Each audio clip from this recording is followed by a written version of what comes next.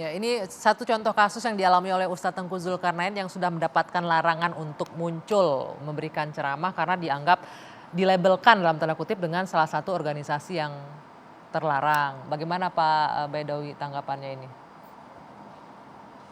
Belum Iya, lagi surat edaran berlaku loh ini.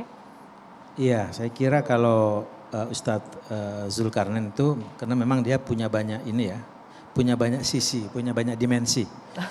Sehingga saya nggak tahu dilarangnya itu oleh pihak siapa atau pihak mana itu kan mungkin apa namanya Pak Zul lah yang lebih lebih tahu ya duduk soal sebenarnya seperti apa. Tapi tadi yang ingin saya coba diskusikan sebenarnya apakah kita akan menganut negatif list gitu ya ataupun positif list misalnya seperti itu. Nah, kalau di negara-negara yang lain yang tadi dicontohkan itu kan negatif list langsung gitu kan seperti itu. Mungkin ini yang tidak dianut di sini. Karena apa? Karena mungkin bisa menimbulkan hal-hal yang bisa menimbulkan kegaduhan lagi bisa seperti itu dihubungkan dengan apa namanya tidak demokratis dan seterusnya. Tetapi saya kira itu pantaslah untuk kita diskusikan apakah kita akan pasti menganut negatif list ataupun positif list. Saya kira itu sangat penting. Oke. Tetapi sekali lagi yang saya ingin tegaskan bahwa pengaturan-pengaturan yang seperti ini itu tidak dengan sendirinya lantas kemudian kita disimpulkan ini tidak demokratis, itu satu. Yang kedua, ini juga bukan merupakan satu conditioning untuk misalnya kepada pihak-pihak yang pemerintah kritis pada pemerintah untuk dihentikan. Sama sekali MUI tidak begitu memberikan masukan kepada KPI karena kita tahu sendiri MUI itu juga di satu sisi dia adalah mitra pemerintah, tapi juga mitra yang kritis, mitra yang bisa mengkritisi pemerintah. Tengku Zul itu kan juga dulu orang MUI, kritisnya juga luar biasa pada pemerintah. Jadi tidak benar kalau ada hal yang menuduh seperti itu. Ini lebih karena pada pengaturan bagaimana agar Islam moderat di Indonesia ini supaya bisa kita terus bangun ke depan. Karena dengan itulah maka ini adalah modal kita untuk membangun ekonomi, menyejahterakan rakyat Indonesia dengan Islam moderat.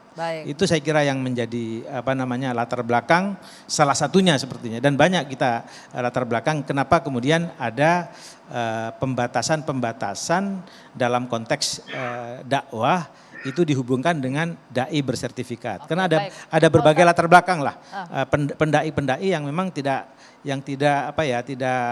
kompeten lah dalam hal. Bisa ditanggapi sedikit itu tadi penjelasannya sudah sangat rinci disampaikan Pak Baidowi. Ya, dulu sebetulnya dai bersertifikat itu untuk dai-dai pemula. Diadakan pelatihan dai di Gontor kerjasama dengan Majelis Ulama Indonesia.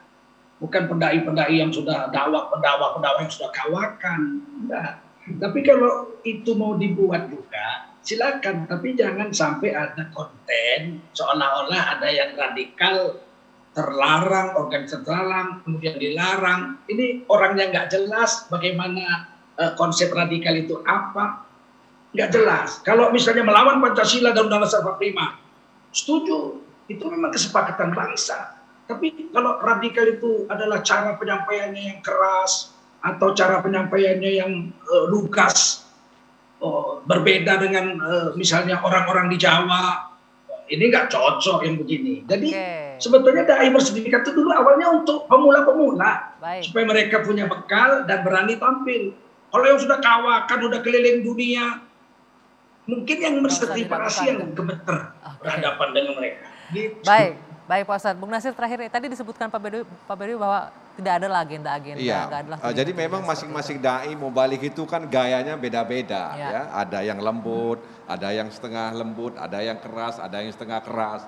Tinggal kan kita lihat muatan-muatan yang dia sampaikan, apakah memecah belah persatuan bangsa atau tidak. Ataukah mengajak kepada persatuan atau tidak, itu yang harus dievaluasi. Nah karena itu sebenarnya ya Undang-Undang Hak Asasi Manusia sudah mengatur bahwa setiap orang itu punya hak untuk menyampaikan ya atau berkomunikasi, menyampaikan informasi baik secara lisan maupun tulisan, baik melalui media cetak atau media elektronik, ya. tapi tetap memperhatikan ya faktor nilai-nilai agama, etika dan keutuhan bangsa. Nah, karena itu saya pikir mengusulkan agar kita buat badan akreditasi. Karena yang namanya sertifikasi itu kesannya kurang sedap gitu ya. Jadi kalau memang kita mau serius ya, kalau kita mau serius ini, kenapa kita nggak memikirkan untuk membuat badan akreditasi untuk para mubalik? Ya, Itu ke MUI lah nanti itu ya. Iya, jadi pakai dipikirkan oleh pemerintah ini sehingga apa? Ya, misalnya dalam rangka untuk misalnya menjamin produk halal, makanan halal, kita punya undang-undangnya, bahkan juga punya lembaganya. Ya, untuk menyeleksi. Kenapa kemudian dalam konteks dai mubalik kita harus memikirkan itu ya sehingga kemudian semua lembaga-lembaga organisasi-organisasi keagamaan punya tanggung jawab untuk mempererat persatuan dan kesatuan bangsa. Ya, terakhir Pak Mulya silakan, bagaimana agar nanti surat edaran ini tidak terus-menerus menjadi polemik, apa yang disampaikan oleh KPI? Iya, saya rasa tidak terlalu, ya kalau persoalan kemudian menimbulkan polemik pada kaitan dengan redaksional tertentu, sebetulnya pada prinsipnya sepanjang itu bisa dikomunikasikan dengan pihak MUI dimanapun, saya pikir sudah nggak ada persoalan. Itulah. Jadi kalau kami merumuskan apa yang tersebut di dalam surat edaran ini kan kami berharap bahwa Ramadan yang banyak muatan dakwah dan biasanya disampaikan secara live, itu pendakwah benar-benar berhati-hati gitu loh. Kalaupun misalnya sekarang seperti yang tadi saya sampaikan, ada satu lembaga penyiaran yang menanyakan, Pak, kami sudah terlanjur menghubungi ini dan beliau mengatakan belum bersertifikat.